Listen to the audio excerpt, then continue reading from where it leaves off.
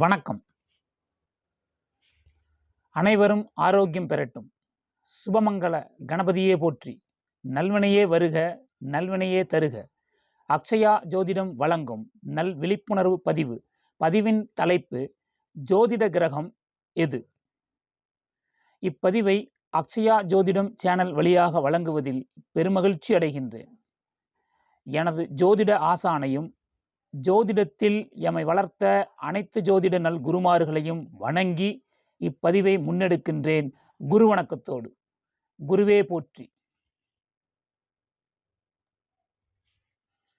அடுத்து நவகிரக ஸ்துதி. ஓம் ஆதித்யாய சசோமாய மங்களாய புதாயஸ்ஸ குருச்சுக்ர சனிப்பியஸ்ஸ ராகவே கேதவே நமக. நவக்கிரகங்களே போற்றி போற்றி. நவக்கிரகங்களே உங்களை வணங்குகிறேன். ஜோதிடத்திற்கு உகந்த கிரகம் எது? இதுவே இன்றைய தலைப்பு. ஜோதிடம் என்பது நவக்கிரகங்கள் இணைந்ததே. நவக்கோள்கள் அன்றி ஜோதிடம் இல்லை. இருந்தாலும் ஜோதிடத்திற்கென்று எழுதப்பட்ட சிறப்பு கிரகங்கள் 3. ஒன்று புதன், மற்றொன்று குரு, மற்றொன்று கேது. இந்த மூவரில் ஜோதிட ஞானத்தை சகலரும் உணரச் செய்பவர் யார்? உண்மை ஜோதிடத்தால் அனைவரையும் அரவணைக்கச் செய்பவர் யார்? பாரம்பரிய ஜோதிடத்தை இவ்வுலகில் நிலைநிறுத்தச் செய்பவர் யார்? ஜோதிடத்தில் நல் வெளிச்சத்தையும் நல் வழிகாட்டுதலையும் கொடுத்து ஜோதிடத்திற்கே பெருமை சேர்ப்பவர் யார் என்பதே கேள்வி. அதன் அடிப்படையிலேயே இப்பதிவும். இதை விரிவாக பார்ப்பதற்கு முன்பாக 3 கிரகங்களின் காரக பாவக ஆதிபத்தியங்களை அறிவோமாக. இந்த 3 கிரகங்களுக்கும் காரகங்கள் நிறைய இருந்தாலும் ஜோதிடத்திற்கு உண்டான, ஜோதிடத்திற்கு தேவையான முக்கிய காரகங்களை மட்டுமே இங்கு நான் எடுத்து வைத்துள்ளேன். முதலில் புதன் பகவானின் காரகத்துவங்களை பார்க்கலாம். ஜோதிடத்தில் புதன் என்பவர் எழுத்து, கணிதம், பேச்சு, வித்யாபதி, வித்தைக்காரன், புத்திசாலி, நையாண்டித்தனம், இரட்டைத்தன்மை. புதன் வலுப்பெற அதன் காரகத்துவங்களும் வலுப்பெறும். இரண்டாவதாக குரு பகவானுடைய காரகங்களை அறிவோம். ஜோதிடத்தில் குரு என்பவர் ஆற்றல், அறிவு, புரிதல், உணர்தல், ஒழுங்கு ஒழுக்கம், நல் வழிகாட்டி, நல்வழி போதித்தல், தர்ம சிந்தனை, சேவை மனப்பான்மை, யதார்த்தம். குரு வலுப்பெற அதன் காரகத்துவங்களும் வலுப்பெறும். மூன்றாவதாக கேது பகவானின் காரகங்களை பார்க்கலாம். ஜோதிடத்தில் கேது என்பவர் உள்நோக்குதல், தேடல், உள்புரிதல், குருவின்றி உணர்தல், தெளிந்த ஞானம். கேது வலுப்பெற அதன் காரகங்களும் வலுப்பெறும். புதன் காலப்புருஷ 3 மற்றும் 6ஆம் பாவகத்திற்கு அதிபதியாவர். காலப்புருஷ பேச்சு ஸ்தானத்திற்கு 2 மற்றும் 5ஆம் ஆதிபத்தியமும் பெறுகின்றார். பேச்சு ஸ்தானத்தின் யோகரும் இவரே. இவருக்கு பொது பார்வையினும் 7ஆம் பார்வை உண்டு. குரு காலப்புருஷ 9 மற்றும் 12ஆம் பாவகத்திற்கு அதிபதியாவார். பேச்சு ஸ்தானத்திற்கு 8 மற்றும் 11ஆம் ஆதிபத்தியம் பெறுகின்றார். பேச்சு ஸ்தானத்தின் ஆயுள் ஸ்தான அதிபதியும் லாபாதிபதியும் இவரே. இவருக்கு பொது பார்வை மட்டுமின்றி 5 மற்றும் 9ஆம் பார்வை உண்டு. கேது எந்த ஆதிபத்தியமும் இல்லாதவர். தான் நிற்கும் பாவகத்தையே இவர் வீடாக எடுத்துக்கொள்வார். தான் நின்ற வீட்டிலிருந்து முன்பின் 3ஆம் பார்வை இவருக்கு உண்டு.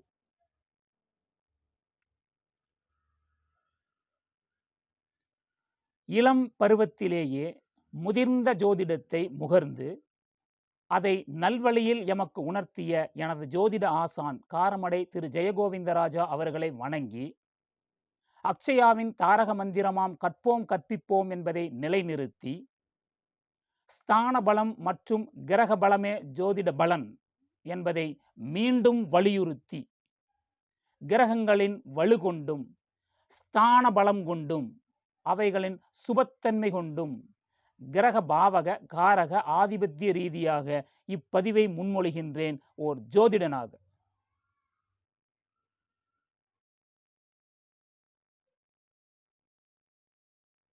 காலப்புருஷ பேச்சுஸ்தான அதிபதி சுக்கிரனாவார். இந்த சுக்கிரனுக்கு புதன் யோகராகவே இருந்தாலும் சுக்கிரனை தனது வீட்டில் சுபப்படுத்துவதில்லை, மாறாக நீசப்படுத்துகின்றார். ஆனால் காலப்புருஷ வாக்குஸ்தான அதிபதியான சுக்கிரனை தனது வீட்டில் உச்சம் பெற வைத்து அழகு பார்ப்பவர் குரு பகவானே. மேலும் கடகத்தில் உச்சம் பெற்ற குரு தனது சிறப்பு பார்வையினால் வாக்குஸ்தானத்தின் 7, 9 மற்றும் 11ஆம் இடங்களை புனிதப்படுத்துகின்றார். நல் வெளிச்சமும் நல் வழிகாட்டுதலுமே ஜோதிடமாகும். நல் வெளிச்சமும் நல் வழிகாட்டுதலும் மேலோங்க வேண்டுமாயின் அந்த கிரகத்திடம் யதார்த்தமும் உண்மையும் அதிபலம் பெற வேண்டும். எவ்வளவுதான் ஜோதிடத்தில் சொல்வன்மை இருந்தாலும், எழுத்தாற்றலும் கணித ஏற்றமும் அமையப்பெற்றாலும், இவை அனைத்தும் பொதுப்பார்வை பெற்று இவற்றை ஓர் சேவை மனப்பான்மையாக மாற்றிட இரட்டைத்தனம் அமையப்பெற்ற பொய்முகம் கொண்ட புதனால் அது இயலாது. ஏனெனில் வித்தை தெரிந்த வித்தைக்காரனிடம் உண்மையை விட வித்தையே மேலோங்கி நிற்கும். உண்மை ஜோதிடம் பொய்த்து போவதற்கு இதுவும் ஓர் காரணமே.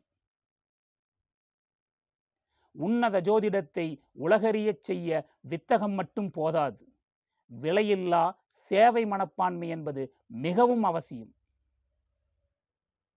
புதன் இளமை, குரு முதிர்ச்சி, கேது முக்தி.